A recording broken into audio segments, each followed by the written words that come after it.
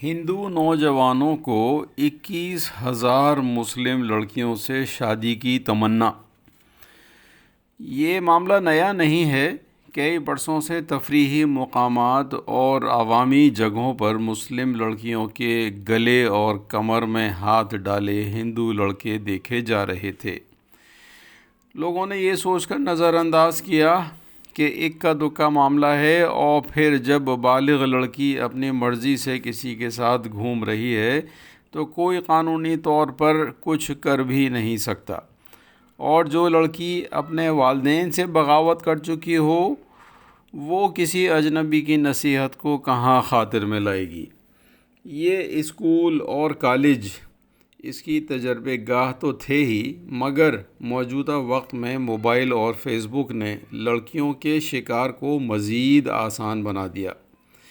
معاشرے کا حال یہ ہے کہ ہمارے علماء اور مولانا مسلکی بحث و لڑائی اپنے مسلک والوں کو جنتی اور دوسرے مسلک والوں کو جہنمی ثابت کرنے کے اتنے اہم کام میں مصروف تھے کہ یہ برائی ان کے لیے کوئی اہمیت نہیں رکھتی تھی۔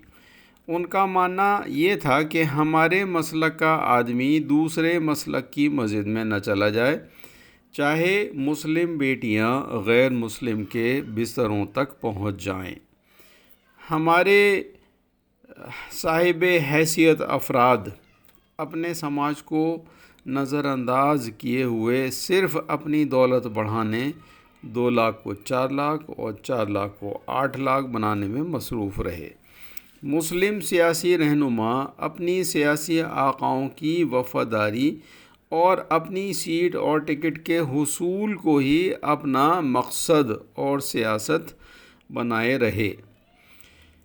والدین اپنی اولاد کی تربیت اور نگہداشت کو نظر انداز کیے ہوئے اپنے رشتہ داروں اور پڑوسیوں کی فکر میں مبتلا رہے کہ وہ کیا، کتنا اور کیسے کما رہا ہے، اور کیا کھا رہا ہے اور کیا کر رہا ہے۔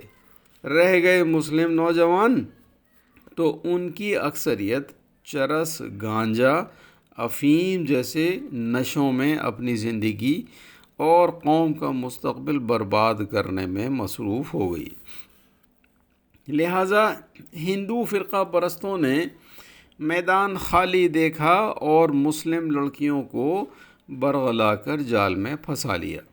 علاج تو بہت بتائے گئے، مگر حقیقت تو یہ ہے کہ جوانی دیوانی ہوتی ہے، وہ کسی نصیحت کو نہیں مانتی۔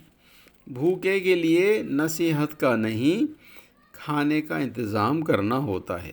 اسی لیے جوانی کی ضرورت نکاح کو آسان بنانا ہے۔ جہیز کے علاوہ بارات اور لڑکی کے گھر زبردستی کی دعوت کا رواج بالکل ختم کیا جانا چاہیے۔ تبلیغیں اس پر بہت ہوتی ہیں، لیکن تبلیغ کرنے والے بھی اس پر عمل نہیں کرتے۔ اور سب سے ضروری بات یہ ہے کہ مسلم نوجوانوں میں نشے کی لت کو ختم کیا جائے۔ مسلم لڑکی اگر تعلیم یافتہ ہندو کے ساتھ بھاگ کر شادی نہیں کرے گی تو کیا وہ چرس، گانجا، افیم پینے والے غیر تعلیم یافتہ بے روزگار مسلم لڑکوں کو اپنا ہمسفر بنائے گی؟ مسلم معاشرے میں لڑکوں کی بھرمار ہے، مگر اکثر لڑکے غیر تعلیم یافتہ، بے ہنر، نشے کے عادی، کاہل، کام چور اور بد اخلاق ہیں۔ اچھا رشتہ ڈھونڈنے میں ہی کئی سال شادی میں تاخیر ہو جاتی ہے۔ مذہبی پیشوا مشورہ دے رہے ہیں کہ لڑکیوں کو دیندار بناؤ اور لڑکوں کو یوں ہی چھوڑے رکھو۔ کچھ لوگ لڑکیوں کی اعلیٰ تعلیم پر بھی سوال اٹھا رہے ہیں، وہ بھی غلط ہے۔ ہمارے قرآن کے نزول کی شروعات ہی اقرا سے ہوئی ہے۔ لڑکے پڑھ نہیں رہے ہیں اور لڑکیاں پڑھ رہی ہیں۔ اگر لڑکوں کو بھی